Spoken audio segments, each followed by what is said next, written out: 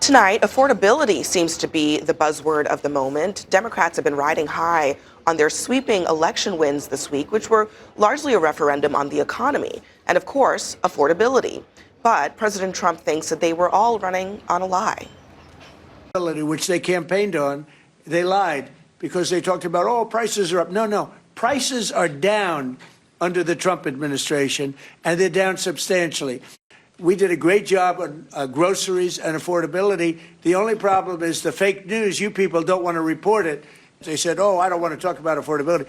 The reason I don't want to talk about affordability is because everybody knows that it's far less expensive under Trump than it was under sleepy Joe Biden. But the numbers don't lie. Grocery prices are not lower. They are up since August and up since Trump's inauguration. And compared to last September, cost of food has increased 2.7%.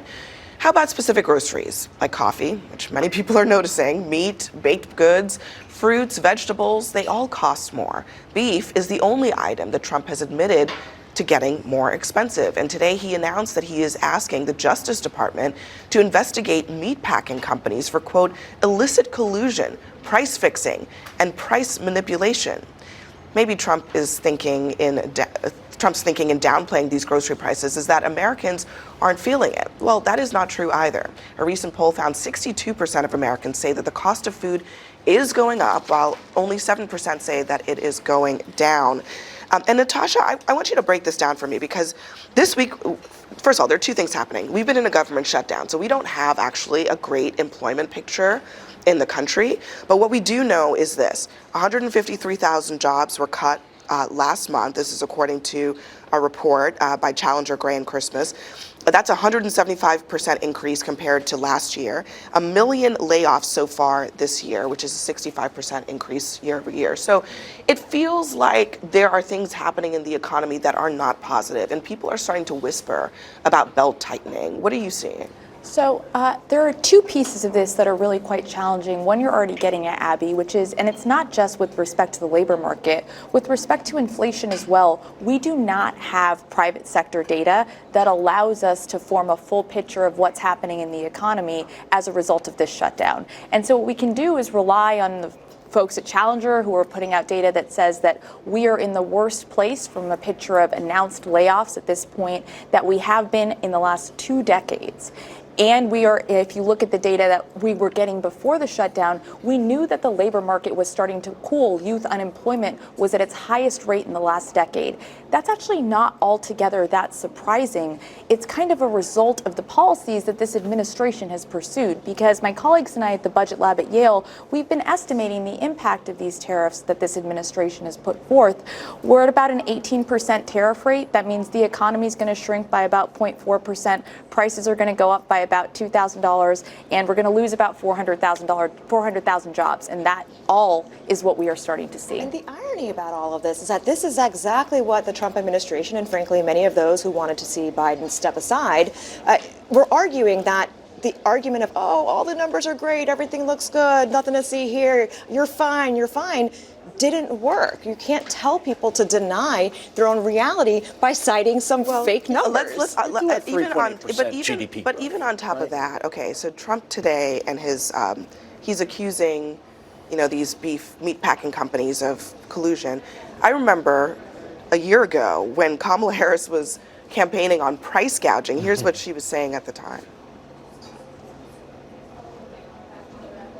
4 big corporations control more than half of the markets in beef, pork, and poultry.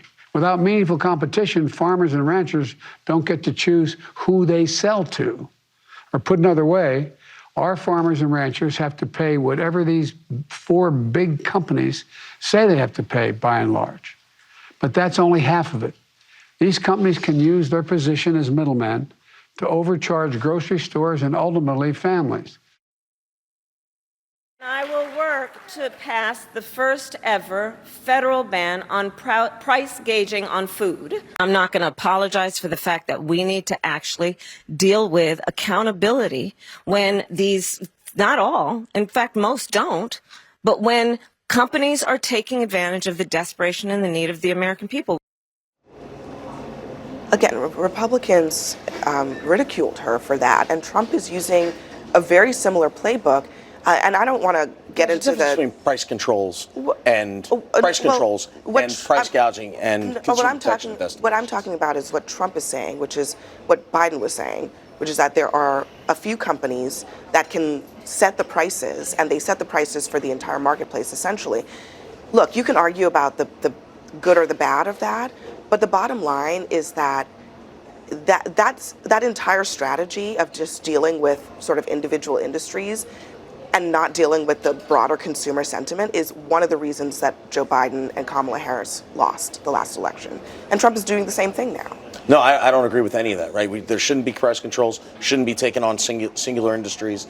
But I do believe that, look, we've had 3.8% GDP growth. We've had, inflation. The rate of inflation has been cut virtually in half since the Biden administration versus the Trump administration. We've seen that cut in half. So this, but you if we're going to take inflation snapshots, has what you've done is since Trump came into office, we've taken correct? snapshots of snapshots in time of where the economy is, and then what happens is there is hysteria over some of these things, right? And you have folks that are overreacting to some of these things, and a reaction to it, that quite frankly isn't justified.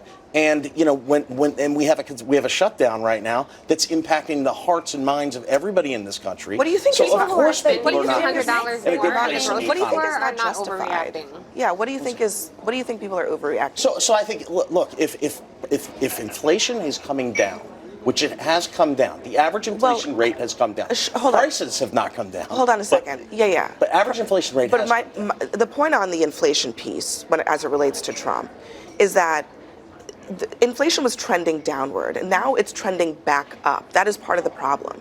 That yes, inflation is lower than it was, during the peak of inflation, but the trajectory is the wrong trajectory. That's the problem for this economy. But there is growth created. Like sort of put a point on it But very the growth that explicitly. doesn't translate to people's pocketbooks only matters to a very particular class of American society. So if, as Tiffany said, you're paying $200 more for groceries, I can personally vouch for the fact that my kids are obsessed with Honeycrisp apples, and they used to be $2.19 a pound, and now they're at least $4. Or Halloween candy this is reality. Year. How much people were spending for Halloween candy this year? And first of all, we just saw Trump lie. We need to acknowledge this man is a liar. A toddler from the Oval Office calling sleepy Joe Biden lying about numbers is ridiculous. And I wish people who are defending him could acknowledge, yes, that is a lie. Secondly, people are spending over $200 more at the grocery store. You showed the data yourself. At that time in September of 2024, we should remember that was when Trump was running around the country screaming about inflation being out of control. This is a result, as you said, of his policies. When you deport or disappear millions of law-abiding, undocumented migrants who do the work, when 70% of your workforce doesn't come up, 70% of your crops don't get picked, and they die, that is going to drive up the cost of food. When you impose senseless tariffs, if you get an avocado from Mexico at a 17% tariff, guess what? Giant public Safeway, they're going to pass that cost along to you. Inflation is a real thing. For people who think the economy means the market, that's one thing. For people who know the economy is what I'm spending every month and I'm seeing my debt to income ratio reverse, it is not a good feeling. And Jim, I just want to say two things about this sort of data that you were presenting. The first is that we last year at this time projected that we'd see GDP growth in this country this year of around 2.7%. We've seen GDP growth in the first half of the year at about 1.5%. A lot of that is coming, in fact, from AI investments. Not a lot of it is coming from this administration's economic policies. And the second thing that's just really important to say, Abby's totally right, inflation was trending downwards, but these tariffs are the most inflationary policies of our lifetimes. And their impacts are just starting to show up in durable goods that are at high tariff rates. All right, Natasha Sarin, thank you very much for joining us. We have to leave it there. Coming up next, Defense Secretary Pete Hegseth says that the Pentagon is now on a wartime footing in case countries, quote, FAFO. But he's also reportedly sidelining high-ranking brass.